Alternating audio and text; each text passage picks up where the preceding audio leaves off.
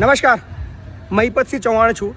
એક સરસ મજાની જોરદાર વાત કરવી છે અને હું ઈચ્છું છું આ વાત ગુજરાતના દરેક નાગરિક સુધી ચોક્કસથી પહોંચાડજો. 1 લાખ શેરિંગ થવું જોઈએ આ વિડીયોમાં, કારણ કે આ એક શેર એ કદાચ કેટલાય લોકોની અંદર જીવનની અંદર ખૂબ કામમાં આવે એવી વાત છે. એટલે પ્લીઝ શરૂઆત કરતા પહેલા જ વિડીયોને એક વખત શેર કરી દો.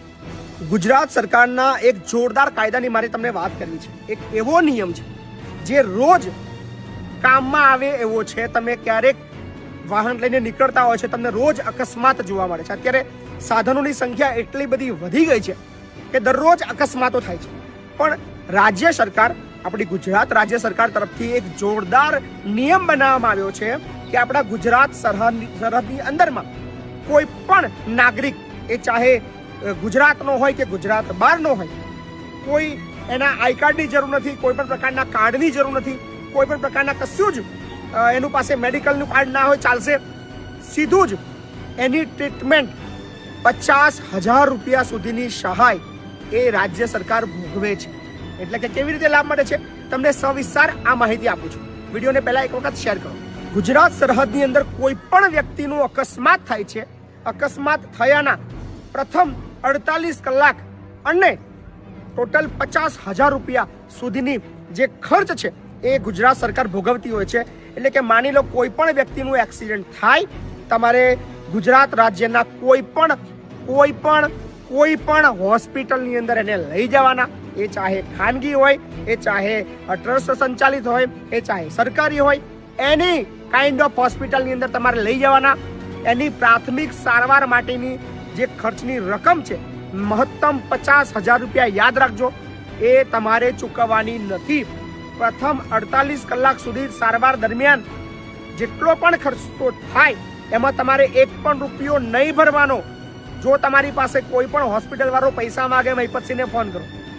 ગુજરાતની અંદર કોઈ પણ હોસ્પિટલની અંદર તમારું જો વાહન અકસ્માત થાય છે એની ટ્રીટમેન્ટ માટે પ્રથમ 48 કલાકમાં 50,000ની જે લિમિટ છે એની અંદર એ લોકો જો તમારી પાસે પૈસા માંગે, મહિપતસિંહને ફોન કરો. મહિપતસિંહ તમને છાતી ઠોકીને કહે છે તમને મદદ કરશે અને તમારે પૈસા નહીં ભરવા પડે, એની ગેરંટી આપું છું.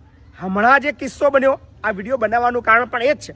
1 કલાક પહેલા એક હોસ્પિટલની અંદર પેશન્ટ એડમિટ થયો છે. એનું એક્ટિવા પર કંઈક એક્સિડન્ટ થયું છે. 2-3 કલાક ટ્રીટમેન્ટ ચાલી, થોડી ગંભીર હોવાને કારણે એને રિફર કરવો પડ્યો છે બીજી હોસ્પિટલમાં. પણ આ જે 2-3 કલાકના સારવારના 46,000 રૂપિયા ડોક્ટરે બિલ કાઢ્યું. એની પાસે ઉઘરાણી કરી, એની પાસે માગણી કરી. પેલા ભાઈએ કીધું મારી પાસે આટલા પૈસા નથી સાહેબ, 10-15,000 રૂપિયા ઓછા કરો. એમાંથી કોઈ પરિચિત વાળો તો સીધો મને ફોન કર્યો, મહિપતસિંહ આવું થયું છે, આ હોસ્પિટલ વાળા 46,000 બિલ કાઢ્યું છે, કંઈક ઓછું કરાવડાવો ને. મેં કીધું 1 પણ રૂપિયો ભરવાનો નથી ભાઈ. શા માટે ભરવાનો છે? રાજ્ય સરકારનો પરિપત્ર છે. વાહન અકસ્માત સારવાર યોજના જે છે એના નિયમિત અનુસાર 50,000 રૂપિયા સુધીની સહાય સરકાર ઉઠાવે છે. ફક્ત એક જ ફોર્માલિટી કરવાની છે. કોઈ પણ વ્યક્તિનું એક્સિડન્ટ થાય, એ વ્યક્તિ અથવા એનો સ્નેહીજન એક એપ્લિકેશન ફોર્મ ભરે, એ બાબતનું જે નિયત નમૂનાનું ફોર્મ છે સાથે એક એપ્લિકેશન કરે. આ બિલ જે ખર્ચો થયો એ ડોક્ટર, હોસ્પિટલ, એ જે તે જિલ્લાની જે વડી કચેરી છે ત્યાં એપ્લિકેશન કરીને એને મળી જાય છે. એટલે તમારે પૈસા ચૂકવવા નથી.